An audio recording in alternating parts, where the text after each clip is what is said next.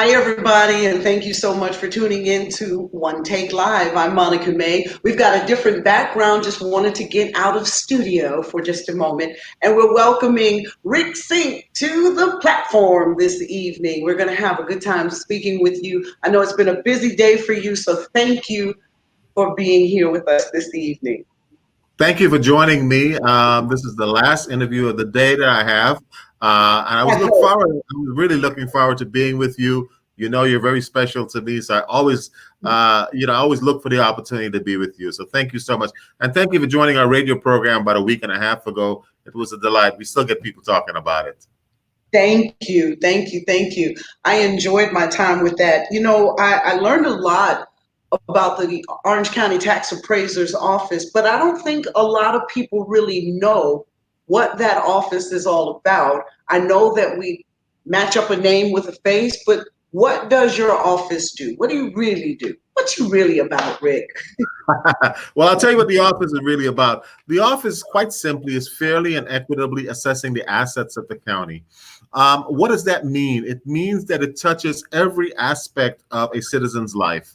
Law enforcement, education, healthcare, fixing the pothole on your street. The money for all of those are generated through this office, the Office of the Property Appraiser. So again, we're not in an income state, so we're an ad valorem state. So again, the money from assessing these properties is really what your tax dollars are generated for your general fund. So it's an office that's very, very impactful and direct on your life. It really affects every aspect of your life. So it's very, very important for you to understand and make a decision on who your property appraiser is and will be. I've been very, very fortunate to be elected to this position. This position is also determine who receives an exemption. This position also determine businesses as far as tangible personal property and what taxes they pay. So it's a very impactful position. It's a very unique county. We are the most complex county in the world. Think about this for a moment, Monica. No other jurisdiction in the world has 7 theme parks, 4 water parks, 16,000 timeshare units, 87,000 hotel rooms, 53,000 condos, 134,000 apartment units, all in the same county. We did $4.3 billion of new construction just last year alone and the last 4 years. Your property appraiser is making decisions on those. Again, we hold everyone accountable. I got elected in 2012, and I ruined a lot of cozy relationships that some entities had with the prior administration. That made a lot of folks upset. That made me very unpopular. But I will be unpopular any day in a New York minute when it benefits the taxpayers of Orange County. I've been dealing with that, and in this election and other elections. But I will deal with it. I'll take on the fight, and I'll fight the good fight. And some of those entities have really come down hard on you, and especially with this election, it's been a lot of, like you said, some dark times, some dark money. You and I had that conversation about that. Before we talk about the pack out of South Florida, I want to talk about making sure that in this election, people really, really take the time to not only understand, but to actually get to know you. Because sometimes we don't vote because we don't know that person. What are some things that you and your office can do or have done already to make sure that you are in front of the people? Can you make your office more mobile? What is it that you can do that we'll be able to understand the office a little better? So Monica, I'll tell you what we have done and what I've done from day one in this office. I have been to over 220 community events that every year that I've been in office. We have developed satellite offices. We are in the 17th floor of the SunTrust Tower. Not everybody can come there. Our seniors, our single mothers working 2 jobs can't come there. But what we have done is made it the point to go to the neighborhoods. And I have picked Black and brown neighborhoods. I've picked underserved neighborhoods to go and make it a point to interact with our taxpayers and let them know, hey, I'm your property appraiser. If there's something you need, this is where you come to. This is who you come to. I'm accountable to you. I've also set up satellite offices to serve our 63,000 veterans in Orange County. So we go down to the Veteran Service Center twice a month. and we set up satellite offices there. So we have been very, very active in the community. I've done numerous seminars, lunch and learns, getting out there to our real estate community. And then I do the grand finale, which is the largest real estate event in Central Florida. It's called the State of Orange County Real Estate, where we do a big event at one of the large hotels. We're planning on doing the next one at the convention center, but we attract upwards of 1,000 people, and I disseminate the state of Orange County in terms of where we were, where we are, where we're headed. And I bring in the stakeholders, all the people that's responsible for the growth, and have them participate in this event. Again, standing room only to these events. So we've done a lot of these events. We've done the state of Lake Nona. We've done the state of Pine Hills. We've done the state of West Orlando, the state of downtown Orlando. So in addition to the annual state of real estate, we do these other events in different pockets and growth areas in the county. So we've done a lot in terms of getting our service out there to the people. Monica, I firmly believe to serve a community, you must know a community. And the only way to know a community is going out and meeting the people. I'm a people's person. I love people. This is what drives me. So, I really enjoy it. Mm-hmm. And especially in times like this. And that's why I wanted to bring that up, Rick, because one, we don't really know what the tax appraiser's office does. And we don't really know who Rick's about your background. Where are you from? How long have you been here in Orlando? I really want people to get to know you before we get to some other things.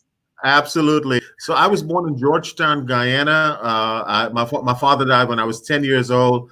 My mom moved our family to New York. I had a sister studying there as a student. She relocated us to New York. So I was a 10-year-old in New York City. I was, mom was mom and dad for me. But she's always been my idol, my inspiration, my source of go-to. Whenever I'm down, I look at what she's gone through in her life.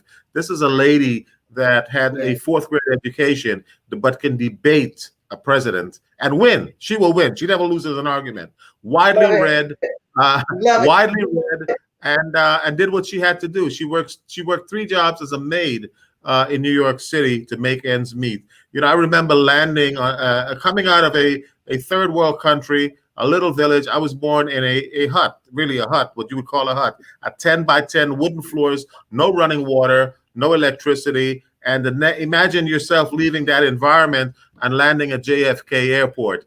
And my mother experienced, when I grew up, I realized my mother experienced that same, I had gone through that same experience. But the next day, she took the subway in New York City, went to Manhattan, and got 3 jobs as a maid and worked all 3 jobs to raise us. So, I'm so blessed to have a mother like this. And, she was not afraid to use that broom, that belt, that whatever it took to keep us straight. We were 2 boys, me and my brother. I'm the youngest of 7 children. After graduating from a very prestigious high school in New York, Aviation High School, I was recruited by the military. I served in our armed forces as working on the weapons system for the Apache and Cobra helicopter. And after I left the military due to an injury, I relocated to Orlando and started a business in Central Florida with my brother. We started a business here. Things didn't work out the way it should. The economy got the best of us. And I started working at the office of the property appraiser in an entry-level position, making minimum wage. I went to night school, I went to evening school, and got state certified as an appraiser. Left the property appraiser's office, had that entrepreneurial spirit, went in the private sector and started an appraisal company. Grew that to where we were servicing 5 counties around the region, one of the largest appraisal company in the region at that time. And also I started a brokerage, Century 21 real estate brokerage. My wife was involved in the business, so it was a family-owned business. My son became an appraiser and worked with us. So we started the business and then decided to run for office. A guy got elected in 2008 and cracked his little ceiling, put a little crack in a glass ceiling, and that inspired me to run. When I saw President Obama did it, I said to myself, Rick Singh can do it too. So that was my inspiration. Put things together and position myself where I can run for office in 2012. Ran for office against a 30-year career politician, a 12-year incumbent and was successful. I was successful because experience matters. And I was able to articulate that to the public and was able to be elected to this office, the first minority in the history of this office, the first state certified appraiser in this office, and the first Democrat in 80 years in this office. So I cracked a few glass ceilings myself. And you're sitting and getting ready to move forward with this. I wanted to talk about all of the things that we've been hearing in the news, and you knew we had to just touch on some of this about the investigation into some things that were going on in your office and all of that. But the state attorney's office, 7th District, wrapped up the investigation without any action at all. You know, how do you feel about that? And what do you want the voters to know about that? They're seeing it, they're hearing it, they're reading it. You know, Monica, this is... Yeah, I didn't hear the last part of your statement. You made a statement?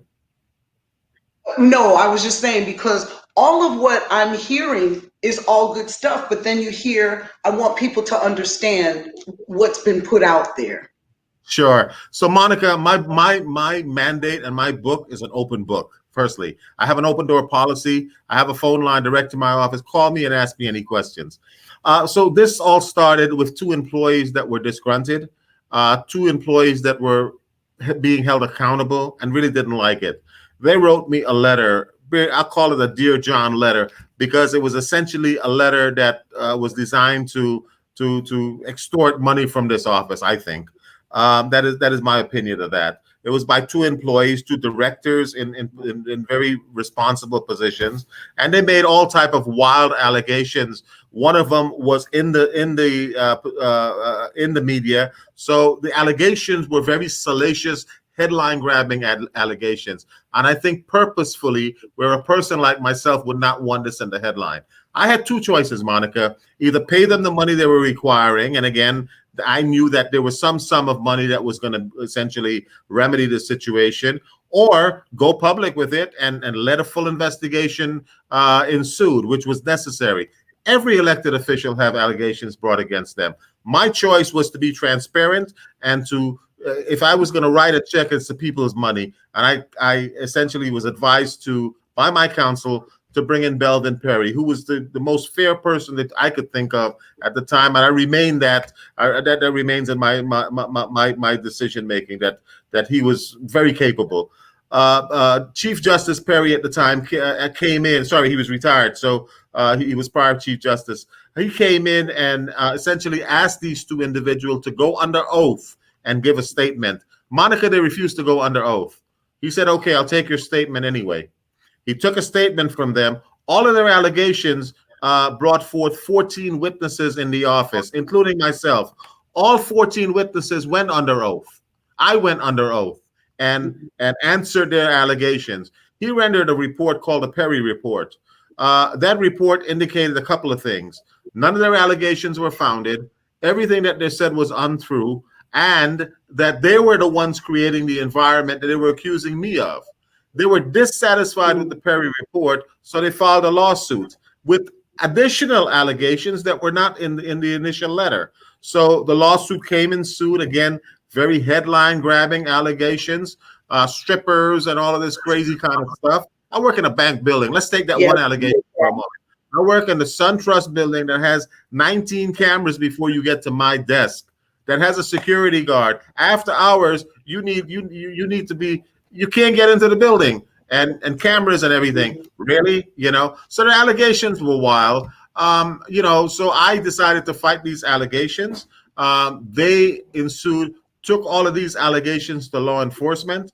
Law enforcement looked at it and told them there's nothing here. Law enforcement looked at it, and the statewide prosecutor advised my attorney that there's nothing here. Next thing you know, they sent it to the 9th District, who sent it to the 7th District. 1 terabyte of documents, Monica, 1 terabyte of documents, accusing me of all type of allegations.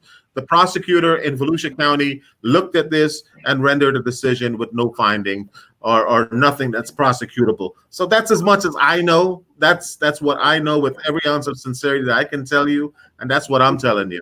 The voters have to decide. Again, the question is, who did they work for? Right now, both of them work for a political opponent, ironically. Prior to that, one of them worked for a theme park in the communications department in radio, you know. So again, these allegations were brought about, you know, and mind you, the prosecutor said that they were not credible. These two persons that brought the allegations were not credible. So read that report and make your decisions for yourselves. So again, I run this office with every ounce of sincerity, every ounce of honesty. I'm the most audited constitutional officer since 2012.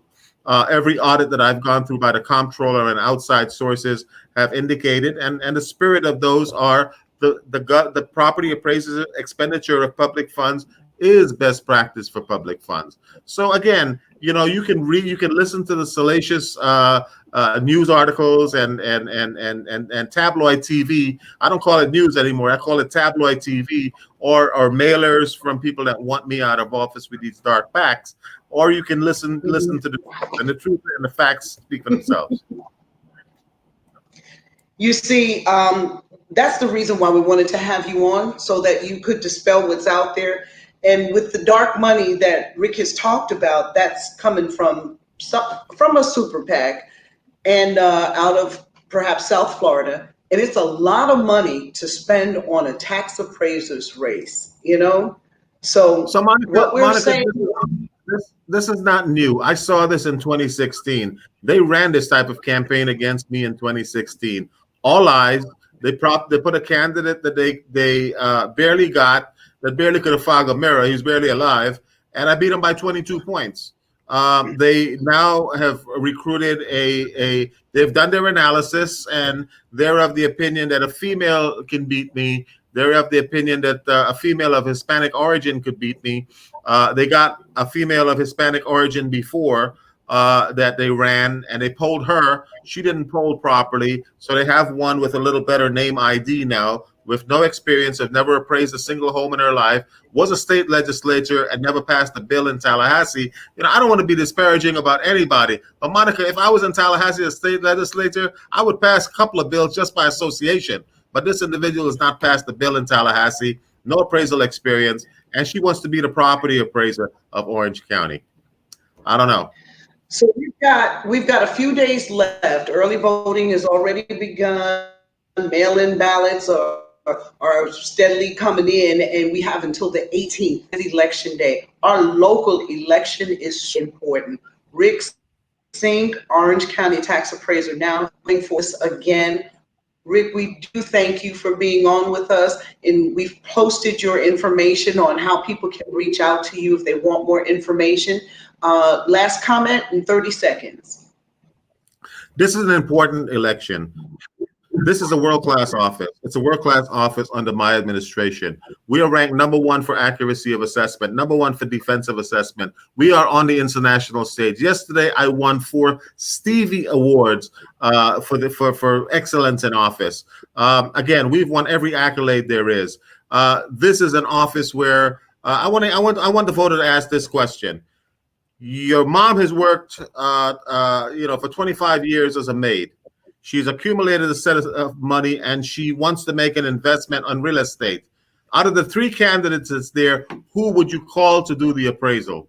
An appraiser that has 25 years of proven track record, one of the few people in the world that's appraised $1 trillion worth of real estate, or someone that's never appraised a single home in their entire lives? This is what the question I want to ask you. I've got a proven track record. My record speaks for itself. My opponent has never appraised a single home. If you're going to hire if you're going to elect a state attorney, he should have legal background. A sheriff, he should have law enforcement background. A comptroller, he should at least be a CPA. A property appraiser of Orange County, with the most complex jurisdiction in the world, should be an eminently qualified property appraiser. You've got a winning world-class property appraiser right here. No need to change horses in midstream. My name is Rick Singh. I've always been your property appraiser, and I will continue to be your property appraiser. I love you all. Monica, I love you. Thank you so much. Thank you so much for being on with us. And thank you for enjoying another evening with us on One Take. I'm Monica May. Good night. Good night.